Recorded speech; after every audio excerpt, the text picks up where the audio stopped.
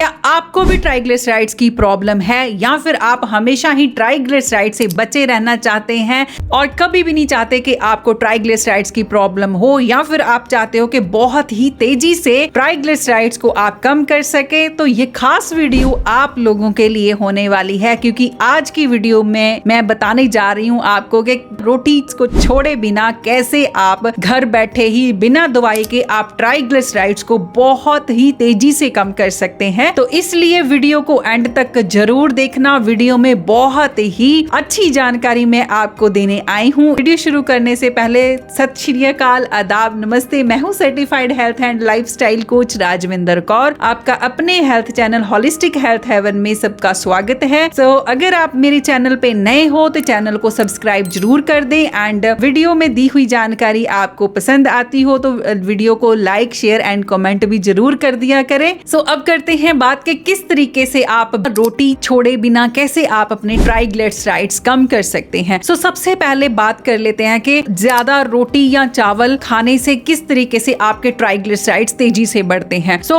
ये जो रोटी चावल है ये कार्बोहाइड्रेट्स की कैटेगरी में आते हैं। जितने भी आप कार्बोहाइड्रेट्स रिच फूड खाते हो, मींस रोटी, चावल, मैगी, न्यूडल्स, पास्ता, जितनी भी बेकरी आइटम्स है, चाहे बिस्किट्स, नमकीन है, जितनी भी मैदे से बनी हुई चीजें हैं, या फिर जितने भी आप जंक फूड खाते हो, चाहे वो बर्गर खाते हो, पिज्जा खाते हो, ये सारी चीजें सिंपल कार्बोहाइड्रेट्स की कैटेगरी में आती हैं। तो सिंपल कार्बोहाइड्रेट्स क्या करते हैं? सो अगर आप बहुत ज्यादा सिंपल कार्बोहाइड्रेट्स का सेवन करते हैं, बहुत ज्यादा खाते हैं, तो ये एकदम से आपके ब्लड में जाके ब्लड शुगर लेवल को स्पाइक कर देते हैं बिकॉज ऑफ इनका ग्लाइसेमिक इंडेक्स बहुत ज्यादा हाई रहता है। सो ग्लाइसेमिक इंडेक्स हाई रहने का मतलब है कि आपने जो भी खाया पिया वो शुगर में जब कन्वर्ट होता है, सो वो एकदम से जाके आपके ब्लड में शुगर के लेवल को स्पाइक कर देता है। सो अब एकदम से अगर आपका ब्लड शुगर लेवल स्पाइक होता है, मींस हाई होता है, तो इसका क्या नुकसान है? इसका ये नुकसान होगा आपको,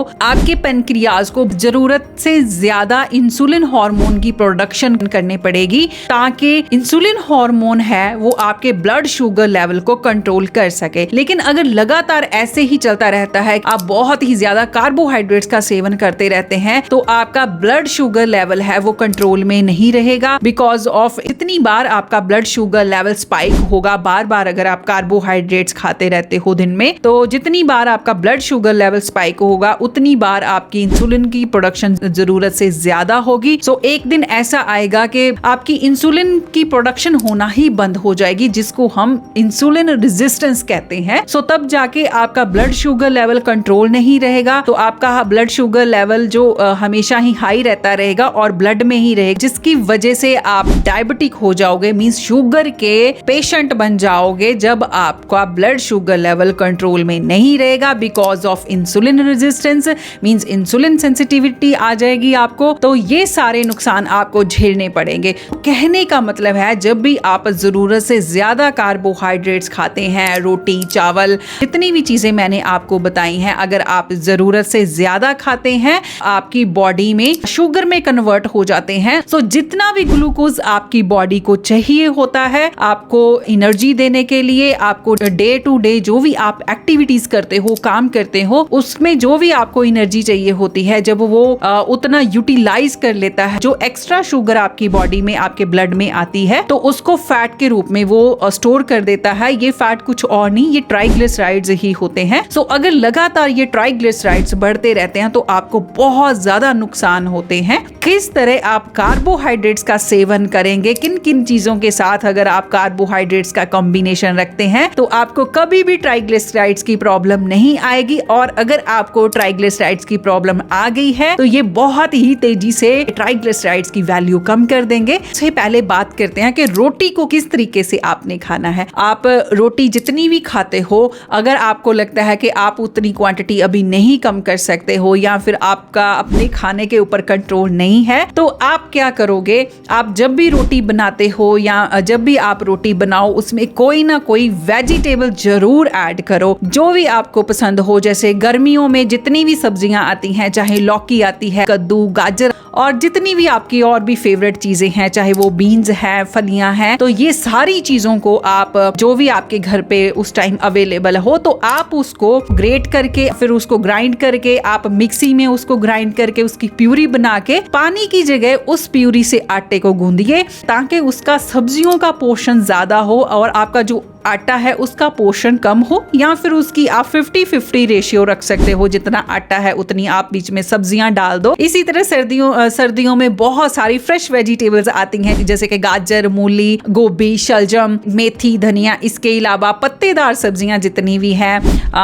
ग्रीन लीफी वेजिटेबल्स हैं जैसे आप धनिया, पालक, मेथी, बाथू, ये सारी चीजें आप अपने आटे में कोई ना कोई उसमें सब्जी डाल के जरूर तब ही रोटी बनाइए। तो अब इसके फायदे आपको क्या क्या होने वाले हैं करते हैं बात। जब भी आप रोटी में ये सारी सब्जियां ऐड करके बनाओगे तो इससे क्या होगा कि आपकी कार्बोहाइड्रेट्स की मात्रा कम हो जाएगी, मींस जो उसमें आप आटा डालोगे, आप अन्न डालोगे वो कम होगा, और इसके अलावा जो सब्जियां उसमें ऐड करोगे 50% आप, तो वो आपके बहुत सारे आपको विटामिन से भरपूर होंगे, मिनरल्स होंगे, उसमें बहुत ज्यादा फाइबर होगा। और अब क्या होगा कि अगर आप कार्बोहाइड्रेट्स के साथ अगर आप फाइबर का कॉम्बिनेशन करते हो, सब्जियां डालते हो, तो कार्बोहाइड्रेट से जो भी शुगर आनी होती है या एकदम से स्पाइक कर जाता है ब्लड शुगर लेवल, तो वो कंट्रोल होना स्टार्ट हो जाएगा, क्योंकि फाइबर कंट्रोल करता है आपके ब्लड शुगर लेवल को, स्पाइक नहीं होने देता है। सो इसलिए फाइबर कंट्रोल करके रखेगा। जब आप फाइबर ऐड कर देते हो तो आपके ब्लड में रोटी खाने से